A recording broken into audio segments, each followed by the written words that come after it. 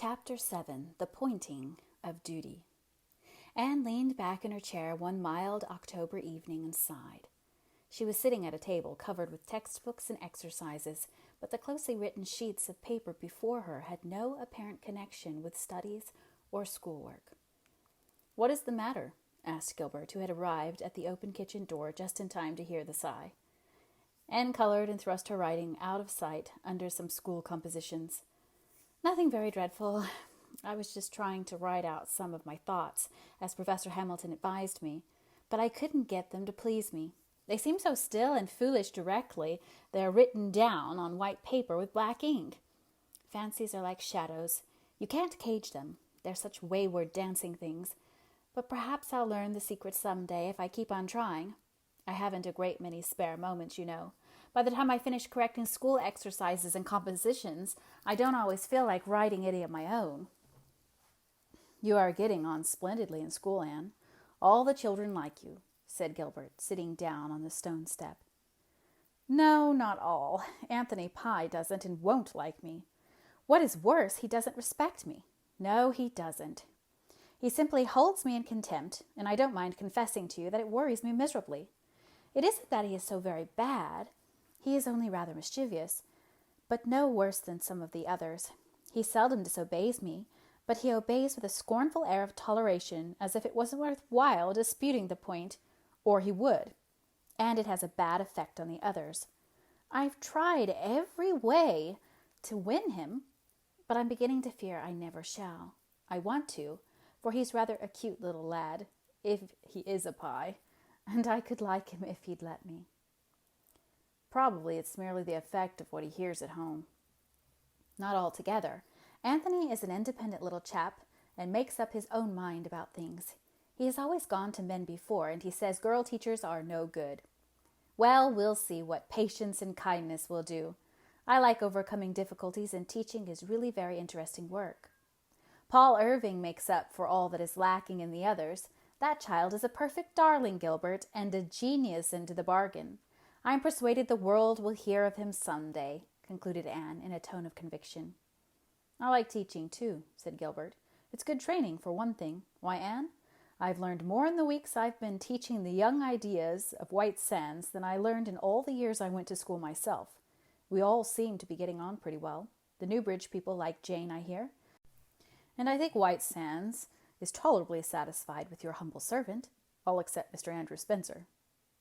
I met Mrs. Peter Blewett on my way home last night, and she told me she thought it her duty to inform me that Mr. Spencer didn't approve of my methods." "Have you ever noticed," asked Anne reflectively, "that when people say it is their duty to tell you a certain thing, you may prepare for something disagreeable? Why is it that they never seem to think it a duty to tell you the pleasant things they hear about you? Mrs. H.B. Donnell called at the school again yesterday and told me she thought it her duty to inform me that Mrs. Harmon Andrew didn't approve of my reading fairy tales to the children, and that Mr. Rogerson thought Prillie wasn't coming on fast enough in arithmetic. If Prillie would spend less time making eyes at the boys over her slate, she might do better. I feel quite sure that Jack Gillis works her class sums for her, though I've never been able to catch him red-handed." "Have you succeeded in reconciling Mrs. Donnell's hopeful son to his saintly name?" "Yes," laughed Anne, "but it was really a difficult task.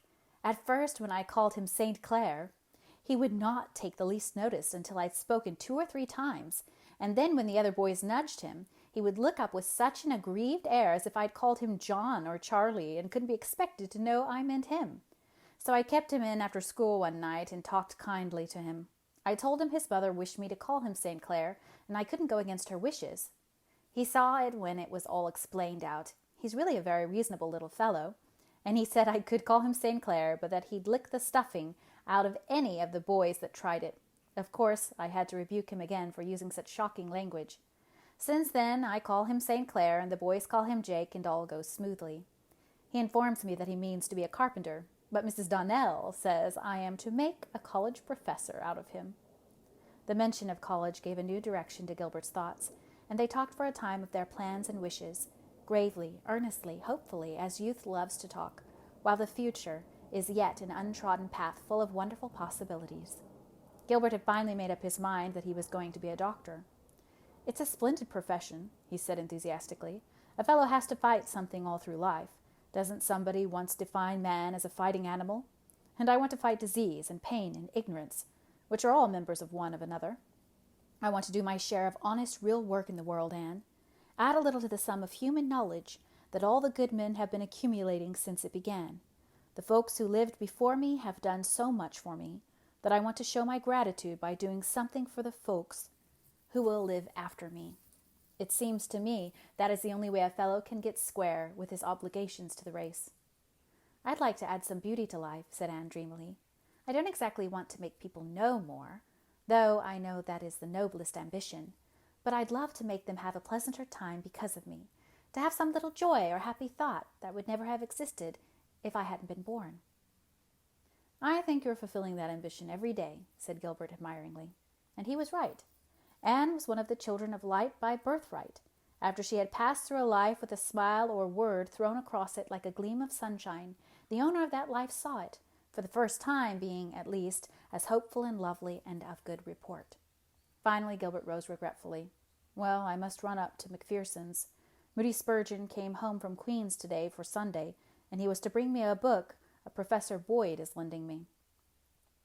And I must get Marilla's tea. She went to see Mrs. Keith this evening, and she will soon be back." Anne had tea ready when Marilla came home. The fire was crackling cheerily. A vase of frost-bleached ferns and ruby-red maple leaves adorned the table, and delectable odors of ham and toast pervaded the air. But Marilla sat into her chair with a deep sigh. "Are your eyes troubling you? Does your head ache?" queried Anne anxiously. "No, I'm only tired and worried. It's about Mary and those children. Mary is worse. She can't last much longer. And as for the twins, I don't know what is to become of them." "Hasn't their uncle been heard from?" "Yes, Mary had a letter from him. He's working in a lumber camp and shacking it, whatever that means. Anyway, he says he can't possibly take the children till the spring.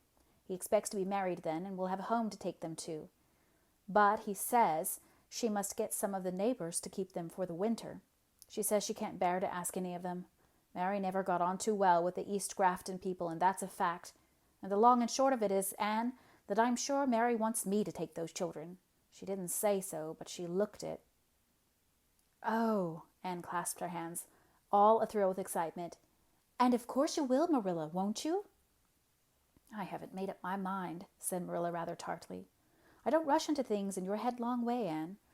Third cousinship is a pretty slim claim, and it will be a fearful responsibility to have 2 children of 6 years to look after, twins at that." Marilla had an idea that twins were just twice as bad as single children. "Twins are very interesting, at least one pair of them," said Anne.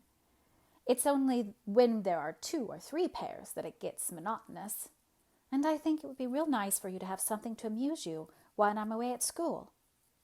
"I don't reckon there'd be much amusement in it. More worry and bother than anything else, I should say. It wouldn't be so risky if they were even as old as you were when I took you. I wouldn't mind Dora so much. See, she seems quite good and quiet, but that Davy is a limb." Anne was fond of children, and her heart yearned after the Keith twins. The remembrance of her own neglected childhood was very vivid with her still. She knew that Marilla's only vulnerable point was her stern devotion to what she believed to be her duty, and Anne skillfully marshaled her arguments along this line. "If Davy is naughty, it's all the more reason why he should have good training, isn't it, Marilla? If we don't take them, we won't know who will, nor what kind of influences may surround them. Suppose Mrs. Keith's next-door neighbors, the Sprotts, were to take them. Mrs. Lynde says Henry Sprott is the most profane man that ever lived, and you can't believe a word his children say. Wouldn't it be dreadful to have the twins learn anything like that? Or suppose they went to the Wiggins. Mrs. Lynde says that Mr. Wiggins sells everything off the place that can be sold and brings his family up on skim milk. You wouldn't like your relations to be starved, even if they were only third cousins, would you? It seems to me, Marilla, that it is our duty to take them." "I suppose it is," assented Marilla gloomily. "I dare say I'll tell Mary I'll take them. You needn't look so delighted, Anne. It will mean a good deal of extra work for you. I can't sew a stitch on account of my eyes, so you'll have to see to the making and mending of their clothes. And you don't like sewing." "I hate it," said Anne calmly. "But if you are willing to take those children from a sense of duty, surely I can do their sewing from a sense of duty. It does people good to have to do things they don't like. in moderation.